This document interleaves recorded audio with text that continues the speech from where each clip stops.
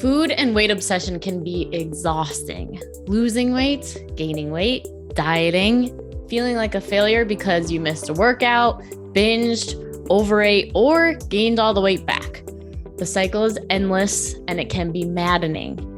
But I'm here to say you can stop the mental madness.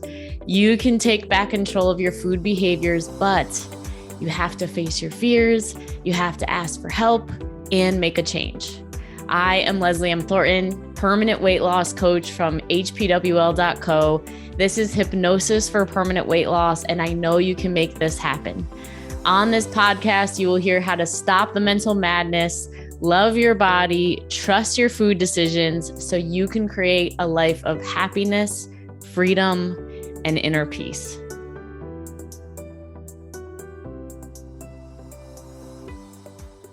Hello. Leslie M. Thornton, Hypnosis for Permanent Weight Loss. Today we have Chelsea Turgeon. Am I saying it right? Yeah. Turgeon? Yep. Exactly. Amazing with us today. And Chelsea and I just met. We got introduced through a common human being who's amazing on this planet and trusted person. And when I heard Chelsea's story, I was super excited to interview her today.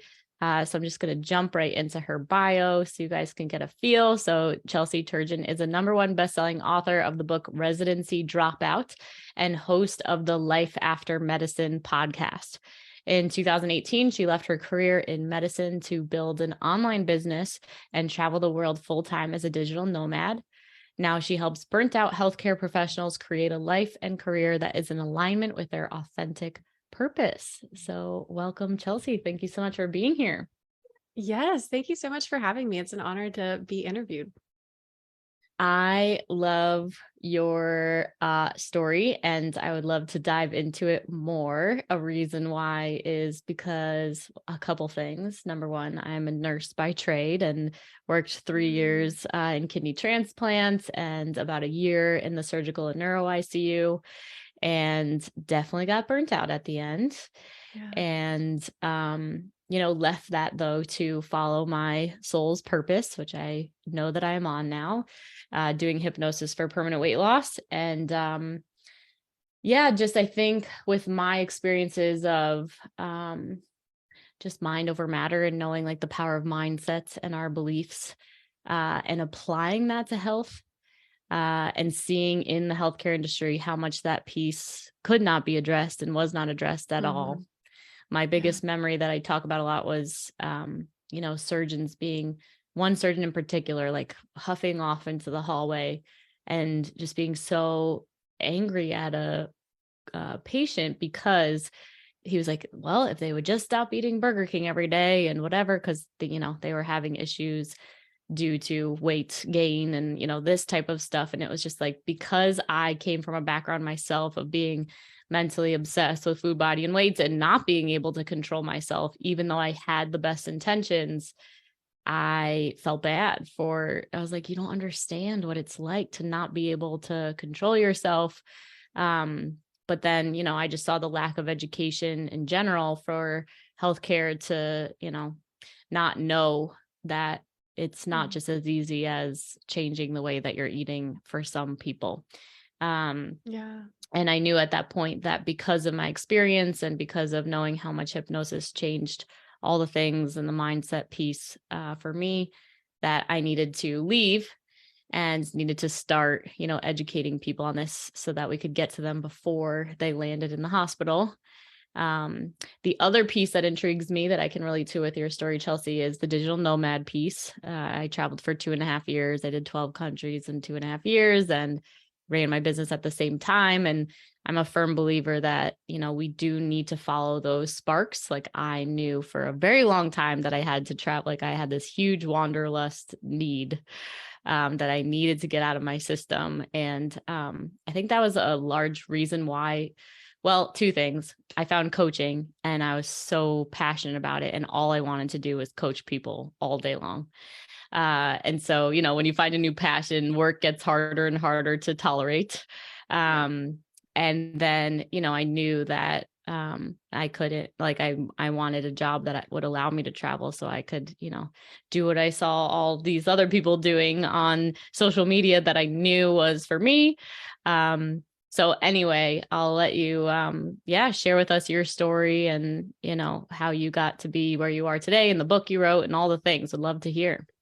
Yeah, absolutely. And thanks for sharing those pieces of commonality. So I just sort of know who I'm speaking to, and I understand a little bit more about where you're coming from, where all your questions are coming from. And it's it's so interesting how I think you're probably similar to me in that, like, I went into healthcare thinking I was going to help people, right? Yes. Like, just sort of having this naive little heart around, well, I really like, I always loved psychology. That was my first passion. I was a big time nerd where I would literally have, before I could drive, I was like 14, 15, I would have my parents drop me off at Barnes and Noble, and I would go to the self-help aisle and like read Yes, all the I psychology totally books, did and that. just Uh-huh. like was obsessed with, like, I was like, what is happiness, relationship, just like all of those things about the brain fascinated me. And then, so I always knew psychology was something that I was interested in. Then I went and studied, psychology was my major in college. And I thought that I was like, okay, two options. I'm either going to go into psychology and like clinical, become like a clinical psychologist, do a PhD, or I'm going to go into med school and do psychiatry. And I would present those two options to, like my parents' friends, my friends, and you would always see everyone's face when you said med school was an option. People would say like, "Oh, you're going to be a doctor. That must," and I was very much, um I would say, really striving for like external approval and all of this. I think like all kids, like we don't really know what we want. We have to make decisions about our career when we're like 18, 19, and we don't really have a clear sense of self. And so I was very much swayed by the fact that like, oh, people are really impressed if I present this one option to them. And that just started to feel really good. And it started to feel like, oh, I can just get this sense of recognition and admiration that I'm seeking by doing this career path. So I ended up deciding to go to medical school.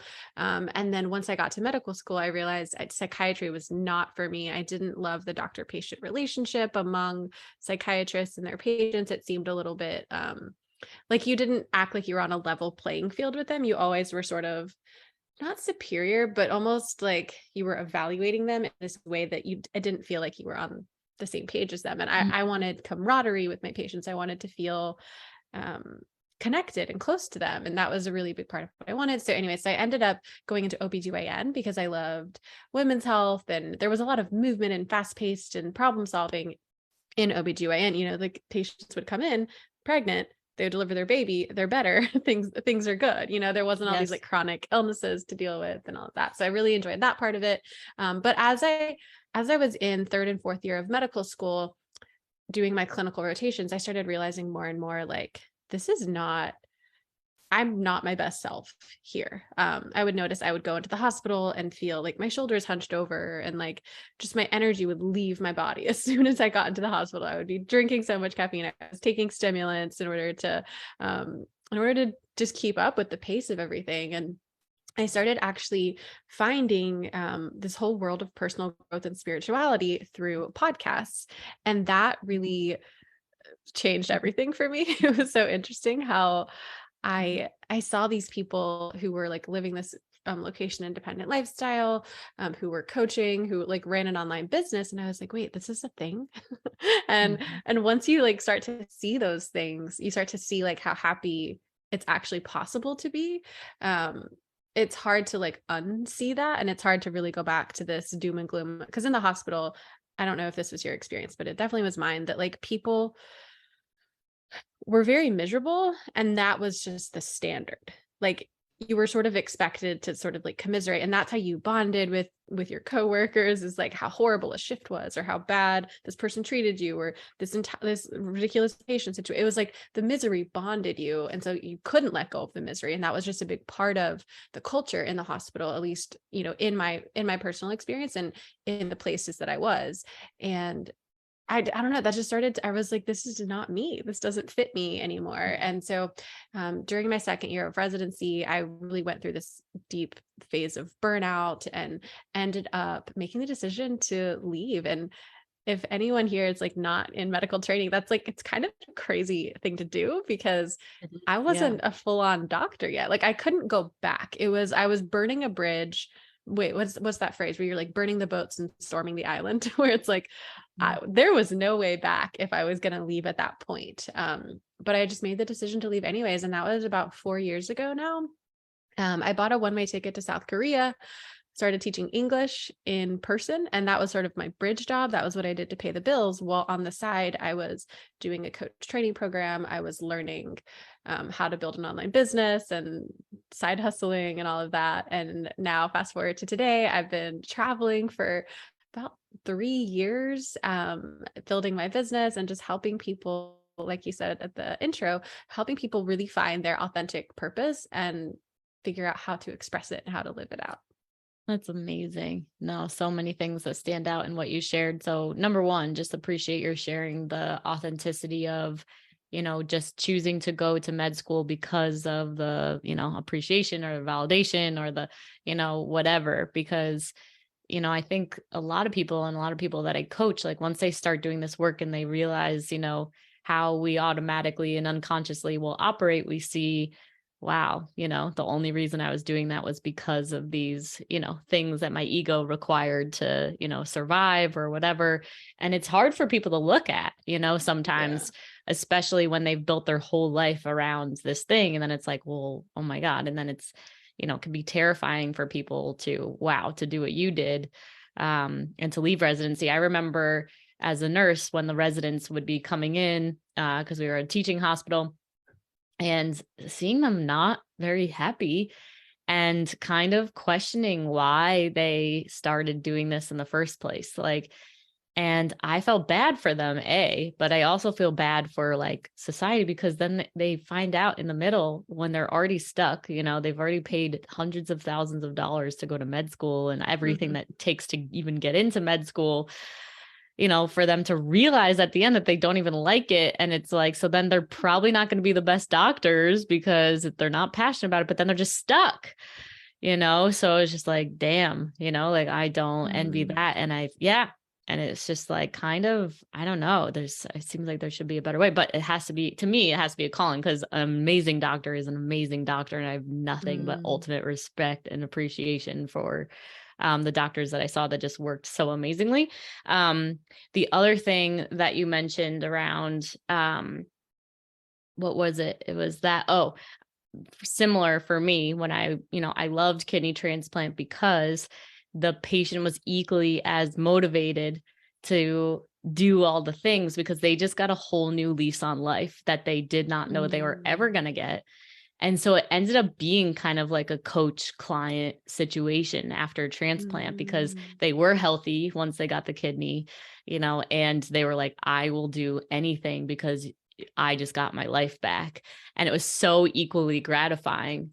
But then when I switched over into the ICU, different ball game, and a lot of different types of people, and just not the happy, kind of positive place that made it fun to be around all the time, though so vital to have and amazing. Like, we literally bring human beings back to life that are dead all the time. Like, people, unless you're there, you don't get it, but it's like,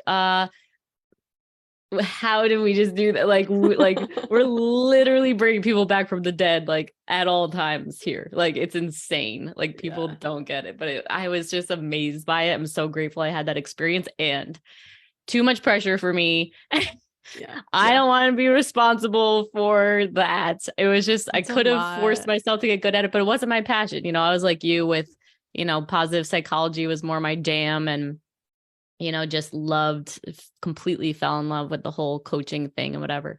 But what a testament to and I'm so glad that you're doing what you do to help people find their purpose, because it's like, that's like such a huge thing that people, when they know that they're not happy in their work, but they have absolutely no idea where to start or whatever. So, how did you find coaching, or how did you, obviously the traveling and the, got you out there and fulfilled one aspect, but how did coaching come? Yeah, no, I love that question. So like a big cornerstone of my work that and of my own personal journey is intuition. Essentially, you've like alluded to it several times, like following that spark. And, it's like we have these Yes. feelings that we can't put words to sometimes, or we can put words to and they don't quite make logical sense, but it's like you have these like nudges, or we can experience them in all different ways. I feel it as this like knowing in my bones that like at first transcends words, and then finally I'm usually able to find a way to put words to it. But yeah, it's like just these little nudges. And then I also believe in like different signs from the universe, like things will fall into your lap at certain times, or like be introduced to the right people, and just sort of like paying attention Yes. to those signs and synchronicities. And so that was a big part of my journey. And what I started practicing during residency was this whole practice of like writing to my intuition. So essentially it's Liz Gilbert literally does this in Eat, Pray, Love. I don't know if you've read that book. Yeah, It's I like the have. It's been a while, girl but yes. digital nomads Mhm. Bible, basically. Yes, Like every solo female absolutely. traveler is Yep. reading I it went at to some Bali point. first, all the things. Of course, India. of course. Uh-huh. Yeah, I haven't done Bali or India yet, but I need to make those, or Italy. So I actually am like really doing a Yeah. poor job of executing that book. But but in the Doing a book, great she job. has a process of writing. I think she calls it like writing to love with a capital L, but it's like writing to your intuition. And that's what I started doing in residency when I was really unhappy. I was just like writing to the deeper part of myself, the wiser part of myself, and writing things like, hey, what do I do here? I'm really turned around. I feel so unhappy. I need help. I'm not sure where to go or what to do. And then I would just listen, and I would cultivate space and silence, and I would go hiking by myself, and I would do yoga and meditate and just like really try to connect to that part of me. And I started just getting nudges about like traveling, started getting nudges about it was like one certain quote that I got was like on fire, like you want to do something that lights your heart on fire. And then like I immediately knew for some reason at that moment that that meant coaching, because I had personally worked with a coach earlier that year, and I just remember being super jealous of her that she would like email me and like, I'm in Rome right now, and I was like, oh, I'm in the hospital. This is like, and then one of the Mhm. things I tell people I work with is to follow, look at your jealousy. Like, who are you jealous of? Because jealousy can be a powerful indication of what you want. And the reason you experience it negatively is because you believe that you can't have it. You see someone else having something you want and you feel like you cannot have it. And so, yeah, I would look at the people I was jealous of and all of that. And it all just started leading to coaching. And then literally the day that I resigned from residency, I turned in my resignation without actually knowing what I was going to do. I was like, I had some ideas. I was like, I think coaching in some sort, but I didn't have any like tangible leads on how I would do that. And that was a Friday. I turned in my resignation. The next Monday, I literally had this email pop into my inbox about this like free 30-day like try out being a life coach, free training, free challenge sort of thing. So I just like signed up for it. And then I ended up doing that life coach training program with that person. And it just all sort of worked out. Wow, I love that. So amazing. Yeah, I can relate to so many things that you're talking about as far as the intuition goes and like following the nudges and just paying attention to like everything that's going on. Um, if it wasn't for me getting burnt out so much in the ICU, I wouldn't have found the meditation. I started doing tantric meditation, and I started meditating twice a day because I was just so anxious, but that like really got me, like a clear spiritual connection within myself. And, the 9 months that I knew that I did not want to be working in the hospital, but still like the scariest thing that I ever did of leaving, I'm sure you could relate. Yeah. Um, the meditation is like I got a download that was like, thy will be done. Like I can't even describe it. It just like Ooh, entered yeah. into my system. Like it was like kind of a voice and not a voice. It was like just like this, Yep. like it was weird. Just like a I could still knowing that feel hits it. you. Yeah. Yeah. And I know that that was whatever guidance system to just like, I needed something to kick me over because I wasn't brave enough Mm. at the time. Right. My faith had never been, tested at that degree yet. And I knew I was safe to do it. And I put in my, letter of resignation as well. And I remember I went for a hike right after that with a friend. And I had done like a little bit of coaching with this one coach, or was following her, because at the time when I first found coaching, and just for anyone who's listening, that's kind of like in the space of finding their passion or whatever, is like I just started Googling things and podcasts as well, for sure. Um, but I would like say yes to invitations that I got. And I remember like I was thinking about other people who are nurses, like what is something that's like nursing that's like a little bit outside the box, or something that I would like actually be happy doing every day. Um, and found this woman who was the mom of my friend, or my sister's best friend growing up or whatever. And she seemed like she was doing something different. So I contacted her, and she was actually in isogenics, which is like a, nutritional cleansing, Mm-hmm. whatever. So she invited me to some seminar that was happening at some hotel in my area. And just that energy was what I was attracted to. So, for people listening, it's like, I very much would follow that energy that just felt like, I want that. Like, I want that feeling. I want Mm-hmm. that feeling. I want that feeling. Like whatever they're having, I'll have too, basically.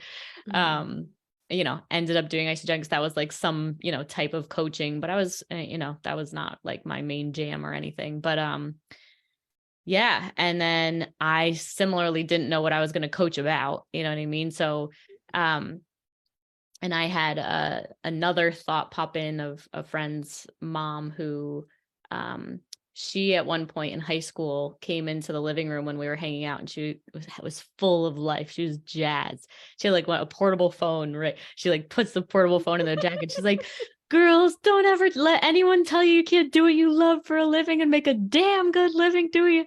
And that like memory popped in, and I was just like, whatever that woman is doing, I gotta know, because I want to feel that jazzed about what I'm doing in my life. She was a coach, introduced me to the Coach Academy I got certified at, and then was just, starting the journey. And then I remember I had a career coach that, you get hours where you got coached, and then you coached other people to get certified or whatever. And I got a career coach because I know what I wanted to do for the rest of my life. And she was like, what is something major that you have overcome? Right. Or something that you always have had a knack for, was her two ways. And I was like, well, I used to be very obsessed with food, body, weight loss, dieting, all the things. And I was like, and then I found hypnosis a couple years ago, and like have not cared about it since, like totally free. And she lived in Poland. She was like, okay, well, I Hello. want that. So can you please do that? So then I just Yeah. started posting in the forum for the practice coaching, like, I'll help you with hypnosis for weight loss, and all these people. And then everything just And the continued rest is to, history. Here we yes, are. exactly, continue to unfold. But what I always tell people is like, especially if you have a dream that's that big, and you're like, have the jealousy, like Chelsea's talking about, and you're like, Mhm. but I can't get there or whatever. Just like, it might be too big to take that on, but just like take it one fear at a time. So for example, with myself, I had to like, it was like, well, if I leave my job, what do I do about health insurance? What do I do about retirement funds? These things that they keep you latched in with the job that you need, in order to survive. Um, and then I just, one after the other. And I would still say to this day, in building this business, it's still just like, what is the next thing in the way, the next thing in the way, the next thing in the way, and just taking care of it and watching it all, Mhm. Mhm. start to unfold. So when you're coaching your clients, Mhm. what are their biggest obstacles or the biggest fears that they have? Yeah.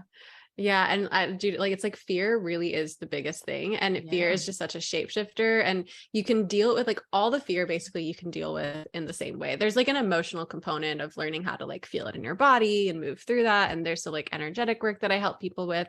But then from a practical level too, there's this fear setting exercise that I do. I don't know if you've heard of it. It's like Tim Ferriss, I think, initially created it, but it's a pretty common concept where you just essentially, and I did this intuitively on myself before I even knew it was a thing. But you just list out all your fears. And I like to elicit those by saying, like, what are all the stories I'm telling myself about why I can't blank, like whatever it is, why I can't leave my job, why I can't do whatever Mhm. this new challenge is, this new thing. Because with anytime you're stepping into the unknown, facing uncertainty, of course you're going to have fear because it's unpredictable. You don't know what you're getting yourself into. You've never done it before, and that's so normal. So you just got to list out all the fears, and then you kind of go through two processes with each of the fears. You first look at like, what is, if this happened, like if this did, or yeah, okay, if this did happen, what are all the ways I could deal with it once it happened, right? Like, let's say I like lost all my money and like was totally homeless. What are some ways I could deal with that? What are some of the things I could do to get myself back up? And then I think you actually would do this first. You would say like, what are all the ways I could prevent this from actually happening? Right. Mm, So like you can start to see like, oh, I would set a, I would check my bank account every week. And like once it got to this, I would start looking for a job. And once it got to this, I would like pull out all my emergency stops. And it's like you can do a lot of things to actually prevent things from happening, and then realize like, okay, even if they did happen, I'd be okay because I could get back on my feet by taking these different steps. Right. And so you kind of go through that. You go through that, and then you start asking yourself, but then you ask yourself, like, what is the best thing that could happen? mm, Like, what if it all went well? Or what if even some of it went well? What if like half of it went well? Like, what are the ways that it could actually become better than I even could envision? And then you go into the final thing you do is like, what are all the risks I take by doing nothing? By staying mm, exactly where I am right now, by not changing anything. And I don't change anything, and 1 year passes. What does that look like? 5 years pass, 10 years pass. Like, what does that add up to if I don't do anything and I stay exactly the same? And then that starts to like feel really heavy because, the reason you're wanting to make a change, there's something in you that's like pulling you to make a change. And when you start to think about like, oh God, this time is passing and I'm still stuck, it just starts to get really heavy. And then you just start to see like, it doesn't have to be such a big deal to make a mm. change. Absolutely. Yep. Just thought work in general, of like, Yeah. it's our own minds that are always getting in the way of, anything that we think that isn't possible. But if we're willing to like sit down and look at it and not buy into the beliefs that it's impossible or not for me or whatever, I love that. I love all the list of preventing, ways that I can prevent, getting insurance ahead of time if there's like Mhm. liability fears or whatever it is, there's always a way. Because I would say like the number one or two things being most important as far as being able to do anything is like trusting yourself that like you Yep. can always figure it Mhm. out, which is kind of dovetailing into resourcefulness of like, 100%. right? Like if you Yeah. We can trust literally covered yourself, this last night in my uh-huh. group program. We did self-trust, and it's Nice. like, there's components of that is like trusting your word, trusting resourcefulness, and trusting your decisions. And like, it's all, if you can trust those three things, you got it. Oh my God, 100%. And that's like, so when I work with people who have come from diet mentality, unfortunately, one of the ways that I see that diets really mess with people is that they make you not feel like you can trust yourself. Yes. Yes. That Mm-hmm. actually came up during the program. Like, I was asking people, what are some of the ways you let yourself down? What are some of the ways you like say you're going to do something and you can't? A lot of them were food related. They was like, I tell myself I'm not going to have any more sugar, and then I'm really stressed at work, and then I eat sugar. And so that definitely came Mhm. up. Yeah, it's everywhere. I feel like it's at the root of so many people's, and it translates with however we are with food is like translate over to how we are with decisions in life. And so that's why I absolutely love the work that we do because it's so foundational to Hmm. you getting to live your best life. I was just telling my group last night around how pretty much every successful coach or leader or someone who just has a lot of integrity and like so kind and compassionate and committed ends up speaking about how they had some kind of eating disorder or some kind of food, thing in the past that they had to overcome.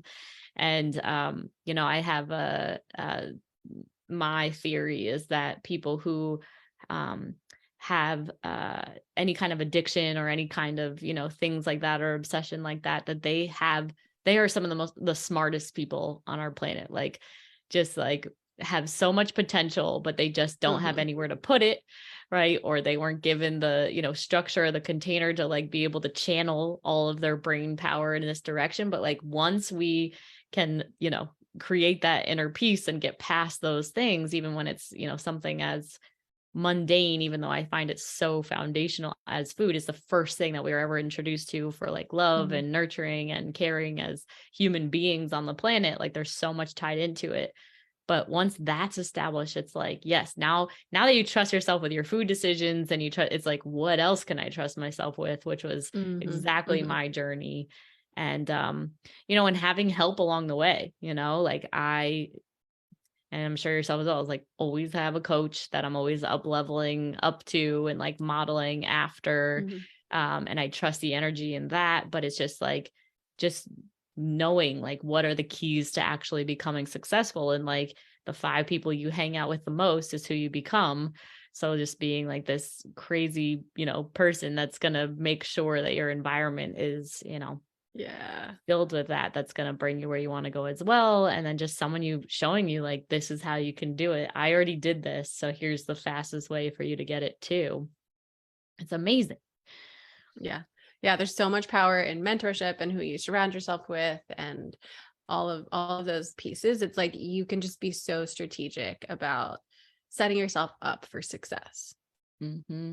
Yes. And I'm curious about your book. That's amazing. Tell us Yeah, about it, yeah, that yeah. journey for you. And, I would love to hear it. I'm actually Yeah. almost done with our first book. It's just going to be an Oh, ebook, not going for a congratulations. huge Yeah, launch, that's how mine but was. Yeah. Mhm. nice. Yeah. I Yeah, would I'm love to happy hear to about talk it. all about launch stuff with you at any point. I'm Okay, happy to share cool. any of that because I Thanks. like I learned this really cool strategy for launch and it was so fun and it was such a like easy experience and it was the first time I really learned about like creating hype for a launch and getting people to lean in and all of that, but that's different marketing stuff we can talk about later. The actual book itself really came to be as it's called Residency Dropout: How I Quit My Medical Career to Travel the World and Work Remotely. Kind of a mouthful, but just Residency Dropout is the easy way to say it. Um, Mhm. I had been doing my coaching business for about 2 years and really just kind of like general life coaching for whoever wants help with anything and everything. And, just sort Right. of hadn't niched Absolutely. down, hadn't done any of Mhm. that, but was really like enjoying my work and traveling. And it was a good start to my business. And then about at the end of my second year, I was like, you know what? I need to get serious about this. I want to like really niche down. And so I ended up deciding to niche into healthcare professionals because that was my background and that had been on my mind for a while. And my friends kept telling me, like, when you talk about the struggles of healthcare professionals, you light up in this different way. You get really passionate. You have this like really Mm. like sacred rage around different things and like you just Mhm. sort of light up in a certain way and I was like, okay, there's something there. I need to look into that. And so then I started doing market research interviews and this was at the end of 2020, keep in mind. So like people Mm. are burnt Wow. Great out, the time. healthcare Mhm. professionals are like, oh, they're struggling. And so I just Wow. remember it was like December 2020, I'm like sitting in a Starbucks in Mexico City for hours on end interviewing healthcare professionals via Zoom, and just like learning more and more about what they're struggling with. And they all sort of approached me with the same level of like kind of a mix of like admiration and envy of like, how did you get out? Like, they Mm. all wanted Mhm. out and they're like, Yes. how did you get Yes. out? And they all Yes. asked me about the same 5 to 10 questions around how I got out. Things like, well, what about your loans? Or like, what about all the time you invested in healthcare and like working there? Like, didn't that feel like a waste of time? And how did you figure out what to do next? And do you regret it? Like there was just like all of these similar questions. And Wow. as I was going through my notes in the market research interviews, I was like, this is a book. This is how I can frame my story and how I can share this with everybody. And so I ended up one day at the beginning of January 2021, I like opened up my computer and I just like start typing and I get 7 pages of an outline of like, this is what the book is. And it just goes through my story in this sort of systematic way that like answers all the different questions. And then yeah, I published it in March, end of March that year, and ended up becoming a #1 Amazon bestseller. And now that I just like send the book out as a free like Mm. opt-in, like people can like get it for free and join my email list. And it's just like something I want to get out there. And it's so interesting because I'll have clients say like, oh my God, I was at the hospital the other day and one of my friends was reading your book. And like, so it's getting out there. Wow. It's sort of like slowly getting out there. But I think the message that there's a lot of shame around leaving the medical field. I Mm. don't know if you experienced that when you were doing, like, there's Yeah. just a sense of like, I was supposed to be helping people and now I'm Mhm. not. And like, I couldn't cut it. And, like there's something wrong with me because Yeah. I'm burnt out. And, I was supposed to be I living this like feel like I calling. had like PTSD when I left for a Hmm. long time, like Yeah. 100%.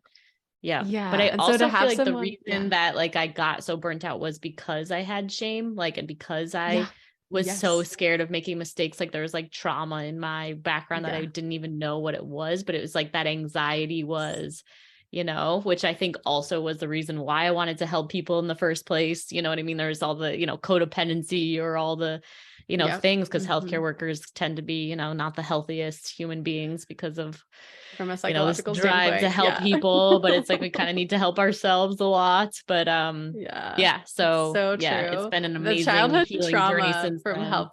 Yeah. Mhm. Mhm. Yeah, I think Yep. like there's a lot of like very mirrored and similar childhood trauma from healthcare professionals because that's what selects and Yes. drives people to want to go in there and help people. And like you said, there's underneath that usually there's like we need to really be helping ourselves first, but then healthcare really perpetuates this like like give from an empty cup mentality of like Yes. just Yes. keep being Yes. a Yes. martyr, Yes. keep sacrificing yourself. And so there's a lot of shame around leaving, around getting burnt out, around all the different things. And to just have like I just sort of wrote this book of being like, hey guys, I left. And like, cool, like it just like I no could do it. You shame, could do like it too. I'm gonna own this whole vibe of like dropping out of residency and just like really capitalize on that. And it's funny, I've actually been interviewed on a podcast before with like a podcast run by a physician, and before we even got on the podcast, she's like, well, I don't think I can actually talk about your book because the title residency dropout. And I was like, oh my gosh, like Wow, this is the that's probably a problem. good sign. I Yeah. know I was like, this is Mhm. why I named it that, because it's like I'm Right. trying to own the fact that like it's okay to quit something that's not serving Yes. you. Correct. Yeah. Absolutely. So all of that to Actually, say, like, yeah, I that's what remember this when whole I book was is. like, "Oh my God, I shouldn't be leaving. I just started in the ICU and all this kind of stuff." And somebody said to me once, like, "Leslie, consider the fact that by your staying, you're preventing someone else from having the dream they've always wanted to have and like that they're destined to be Yeah. having. Like you're depriving someone of their dream." And Yeah. it was like, bam, you know what I mean? I totally need to hear that because it's like if you're Yeah. not in the right space, you're not helping anybody. Yeah, Like, I love the quote. mhm. There's no such thing as one-way liberation. If it's not right for you, it's not right for the other person. I use that with like relationships when, going through Mhm. breakup or whatever, but it's true for jobs, it's true for friendships and it's like everything. If it's not right for you in some way, on some level, it's not right for the other people involved too. They just might not realize it yet. They might be clinging to what they think they need. But yeah, if it's not right for you, and you can have the courage to let it go, it's always going to be better off for everyone involved. Absolutely. Absolutely. Yep. And I love just watching, like, as, go through life and all the different things. And, even as a coach or you have a business and you have clients that come and you have clients that go. And, the more that I do it, the more that I just trust that like everyone is exactly where they need to be. You know what I mean? Like it can be so 100%. painful sometimes of being like, oh my God, that client's leaving or da da da. But it's like, then something better comes in or a team member is leaving or Mhm. something. It's just like, it's for the greatest, you just got to like let the energy Yeah. do what Open it's going to palms. do. Yep. Yep. Yep. Just trust, and Yeah. um, one of my business coaches said, every single time that someone in his organization leaves, someone better comes in. So, and then in my own process, just kind of watching myself when I'm on the client side of stuff and I make a decision to leave, or I don't sign up with somebody else as being my coach and I do the same things that as the coach on the other side, and I'm like, oh, I'm so frustrated, or I think that I know that this is the right thing, but and I'm like, no, like my soul actually does know, that this Yeah. is the way, or this is not the way, or this is a match and this isn't. And so it just like frees me up again to just, like you said, open palms, let it, do what it's going to do, and people go where they need to go, and kind of trust the natural order of things in that way. It's amazing. Awesome. So where can people find your book? It sounds amazing. Yeah. So you can find it on Amazon. Just search Residency Dropout. You can get it for like $3 on Amazon. And then I also have it on my website. If you go to coachchelsemd.com/book, you can find it there. So yeah, either of those places, and you can grab the book. Amazing. We'll make sure that we link those links up in the show notes. Any final words for anyone who's like wondering about their next steps, their career life, or they're burnt out in the hospital, to leave them with today? Yeah. I always just tell people to honor your discontent. Like, don't gaslight yourself. If you're unhappy, that matters. And there's something there. And I don't know what it is. I can't tell you what it is, but just listen to yourself and like listen to the fact that you're unhappy, and know that there is going to be a solution that's for your highest good if you have the courage to take it. I really appreciate that. Yeah. Using the body as like a biofeedback tool, because I was Yep. somebody who was always like, I, conquer everything that I do, and I get past all the hard stuff, and, meditating and reading spiritual texts on, in the break room, and like just anything to try to keep and manage my anxiety as I was in the ICU, and just being like, it's going to pass. And until I was like, maybe I'm on the wrong path. Like maybe my body is actually trying to tell me to get the hell Yeah. out, because maybe it's Yeah. really not where I'm supposed to be. Yeah. And, Mhm. from that, and like that was true. And when I see people who haven't realized that yet, my sister's fiance was in a job and I just like got to share that because I could see similar patterns in him of just being like, I can get over it, and I can, you know what I mean? And it was just like, and it's totally okay if you choose not to do this and it's not the right match for you. And I could see him kind of like get liberated in that moment. Yes. Because it's just like, sometimes it's just not a fit, and it doesn't mean anything about you. And No. you just gotta keep looking for what else is next. And if you need clarity, then find a coach, get some support, get yourself some help, because Mhm. it will come. And you are guided and supported. And sometimes before you can feel that yourself, we could use a little help. So, Yeah, Chelsea, thank you always. so much. It's been amazing to meet you. And Yes.